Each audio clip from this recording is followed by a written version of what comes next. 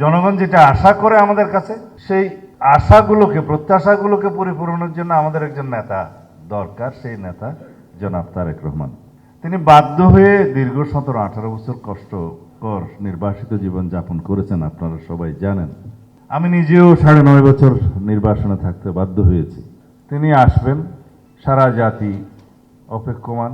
তার এই প্রত্যাবর্তনকে আমরা গণতন্ত্রকে শক্তিশালী করার জন্য কাজে লাগাতে চাই। ব্যক্তিকে শক্তিশালী করার কোনো উদ্দেশ্য আমাদের এখানে নেই।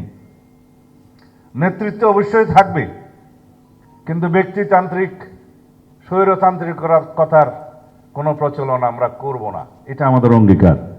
দলতান্ত্রিক কোনো স্বৈরতান্ত্রিকতা আমরা কখনো বাংলাদেশে উৎসাহিত করব না, এলাও করব না, এটা আমাদের প্রত্যাশা।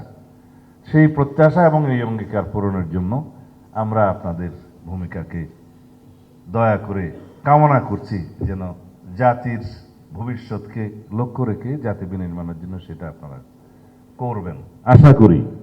এখানে আপনারা, আমি মনে করি আপনারা যখন কথা বলবেন সেই লক্ষ্যেই বলবেন।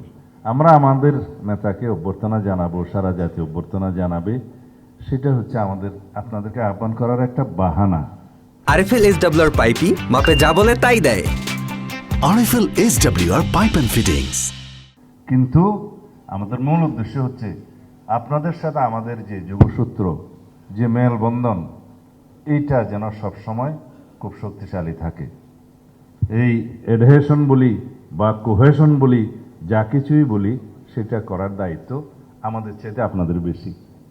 যদি আপনারা রাষ্ট্রের প্রতি, সমাজের প্রতি এবং সংস্কারকৃত সমাজ নির্মাণের প্রতি যদি আপনারা প্রতিশ্রুত থাকেন, ইনশাআল্লাহ, যদি রাষ্ট্র পরিচালনার দায়িত্ব জনগণ দয়া করে আমাদেরকে অর্পণ করেন, তখন আপনাদের কাছে আমরা এখনই এই প্রত্যাশা দিতে পারি যে আমাদের সহযোগিতা থাকবে সর্বোচ্চ।